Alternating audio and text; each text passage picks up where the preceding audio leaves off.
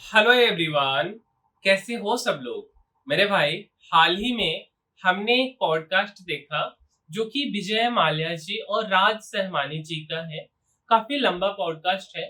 और देखो यार, कौन गलत है कौन सही है ये बात प्रूव करने वाला हम कोई है नहीं, ठीक है।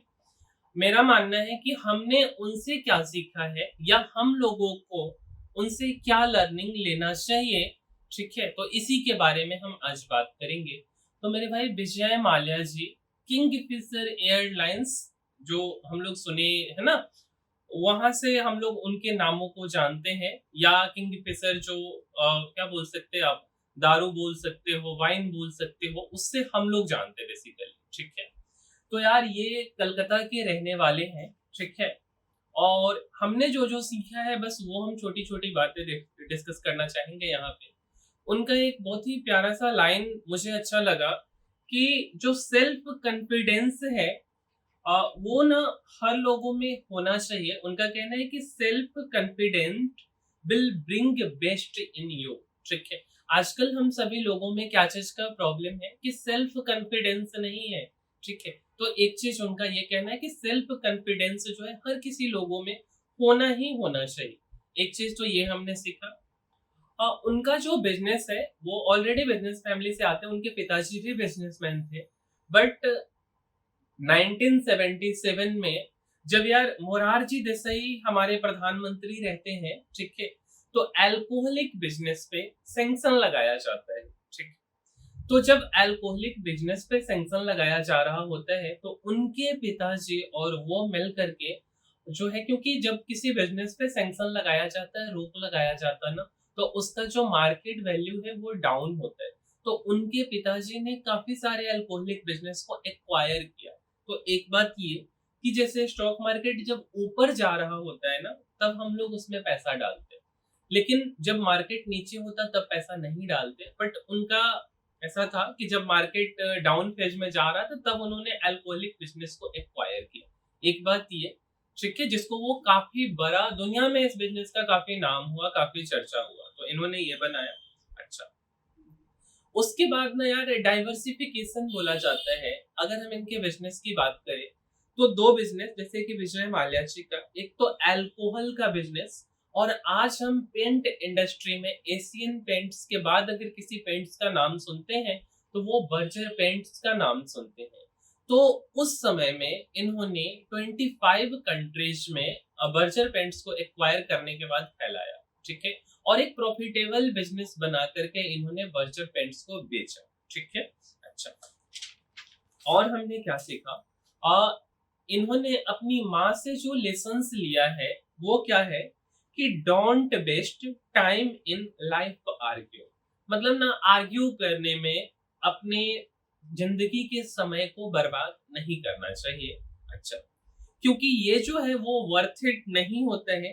Use your time productively, means अपने समय को प्रोडक्टिवली हमें उपयोग करना है, हम जो भी चीजें करना चाहते हैं। और हमेशा पॉजिटिव सोचना है, think positively. Don't keep arguing with people unless it's a matter that's going to get you somewhere, ठीक है। मतलब ना, किसी भी लोगों से, किसी भी पीपल से ऐसा नहीं कि आर्ग्यू करते रहना है जब तक कि it's a matter that going to get you somewhere. मतलब वो मैटर आपको ऐसा कहीं लेकर के जा रहा हो तब तो ठीक है, अदरवाइज कोई मतलब नहीं बनता है, तो क्यों ही आर्ग्यू करना, ठीक है। अच्छा, उनके पिताजी से उन्होंने क्या सीखा। तो मेरे भाई, पिताजी से उन्होंने जो सीखा वो एक hard work and an ability to read a balance sheet और कंपनी का बैलेंस शीट। मेरे भाई, शॉर्टकट कुछ भी नहीं होता, ये हर लोग बोलते। शायद शॉर्टकट में कुछ हमें सफलता मिल जाए, बट जो हार्डवर्क होता है ना, वो आज नहीं तो कल अगर हम एक सही डायरेक्शन में करें तो सक्सेस जरूर मिलेगा। तो ये चीज जो बताया उन्होंने कि हमने अपने पिताजी से सीखा हार्डवर्क और कंपनी का बैलेंस शीट पढ़ना, जो कि हर लोगों को आना ही आना चाहिए, ठीक है। अच्छा, थोड़ा सा उनके कंपनी के बारे में बात करते हैं, किंग फिशर एयरलाइंस के बारे में। तो मेरे भाई, 2002 से 2003 में दमना ब्रदर्स, जो कि बॉम्बे से थे, ठीक है, उन उन्होंने ना दमन एयरलाइंस उनका बिजनेस था। और उन्होंने एक प्रेजेंटेशन दिया उनको, ठीक है। उनके सीएफओ को रवीन अरुणी नाम के उनके सीएफओ थे, ठीक है। और आफ्टर दैट प्रेजेंटेशन इन्होंने उस बिजनेस में अग्री किया और एयरलाइंस के बिजनेस में आए। ये बात हम आपको क्यों बता रहे, ठीक है। ये चीज उन्होंने अपने पॉडकास्ट में बताया कि यार ऐसा नहीं है कि केवल एक ही फील्ड में आप आगे बढ़ सकते हो, डाइवर्सिफिकेशन बिजनेस में भी होता है, केवल स्टॉक के अंदर नहीं होता है, स्टॉक मार्केट के अंदर। जिससे अगर हम इनके बिजनेस की बात करें तो ये कंप्लीटली अलग अलग बिजनेस मॉडल ट्राई करके दुनिया में एक अलग लेवल पे नाम बनाया इन्होंने। आज की हम बात नहीं कर रहे, पहले की बात करें, आज तो इनका नाम खराब हो चुका है, ठीक है। क्यों खराब हुआ, क्या हुआ, हम अभी इनकी बात नहीं कर रहे, क्योंकि कोई फेल्योर लोगों से, ठीक है, हम फेल्योर नहीं कह रहे, जो मतलब जो कोटेड बाय न्यूज चैनल्स हैं या जो भी लोग हैं उनके द्वारा जो कोट किया गया कि यार फेल्योर्स लोगों से भी कुछ सीखने चाहिए, है ना। तो उसमें जो इनका UB group, United beverage group जो है इनके पिताजी के द्वारा जो चलाया जा रहा था, वो ग्रुप का यार मल्टीपल अलग अलग डायरेक्शंस में बिजनेस जो है कि मतलब चलाया उन्होंने। जैसे operating food processing companies, food processing company को वो ऑपरेट करते हैं। उसके बाद वो आ जाते हैं पेट्रोकेमिकल कंपनी बिजनेस में, ठीक है, दोनों अलग अलग सेगमेंट है। उसके बाद इलेक्ट्रोमैकेनिकल कंपनीज में आ जाते हैं, ये भी एक अलग सेगमेंट का बिजनेस है। अच्छा, अब इनके पिताजी से, क्योंकि ये इनका ट्रैक रिकॉर्ड रहा है, तो इन्होंने जो बिजनेस मतलब आया, जो डाइवर्सिफिकेशन है, वो इन्होंने सीखा कि इनके लिए कोई नया नहीं था, क्योंकि एयरलाइन का बिजनेस शुरू करना, अल्कोहलिक बिजनेस शुरू करना कंप्लीटली डिफरेंट थी, है ना। तो एयरलाइन बिजनेस इन्होंने लॉन्च किया 7 मई 2050 को, इनका इनिशियल प्लान था एयरलाइन बिजनेस को लॉन्च करने का, लेकिन 9 मई 2005 को इन्होंने एयरलाइन बिजनेस को लॉन्च किया, ठीक है।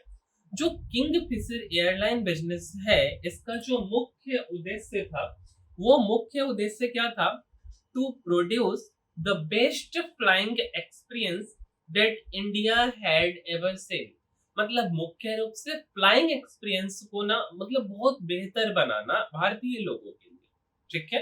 अच्छा, और क्या, 2008 की अगर हम बात करते हैं मेरे भाई, 2005 में कोई कंपनी शुरू होती है और 2008 में बिगेस्ट एयरलाइन हमारे देश की ये होती है, 27% इसका मार्केट शेयर होता है, ठीक है।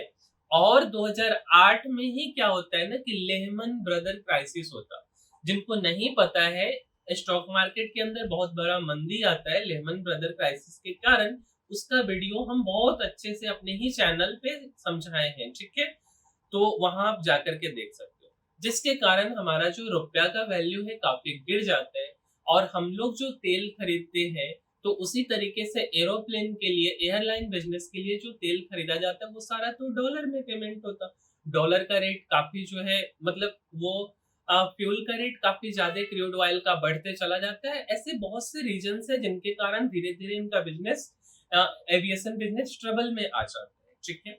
उसके बाद ये राष्ट्रपति से मिलते प्रणब मुखर्जी जी से और बोलते कि भाई हमारा जो एयरलाइन बिजनेस है ये अब गड़बड़ सिनेरियो में जा रहा है, कि मुझे अब एम्प्लॉय को निकालना पड़ेगा, कुछ कॉस्ट कटिंग करना पड़ेगा। तो जैसा कि उन्होंने बताया पॉडकास्ट में, तो वो बोलते कि नहीं, आप चलाते रहिए इस बिजनेस को, और आफ्टर दैट जो है कि एक समय ऐसा आता है कि इनका एयरलाइन बिजनेस जो है कंप्लीटली कहानी खत्म हो जाता है, ठीक है।